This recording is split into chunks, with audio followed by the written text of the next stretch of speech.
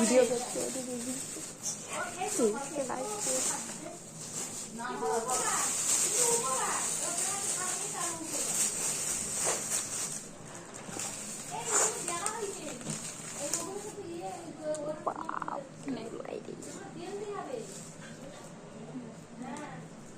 এইভাবে করে দাও, এই দিক করে দে, এরকম করে কোন দিকে এটা রয়েছে সেই এলার্জি করে সেটা দে।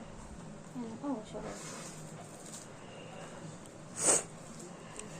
ওই দিকে দিয়ে দাও।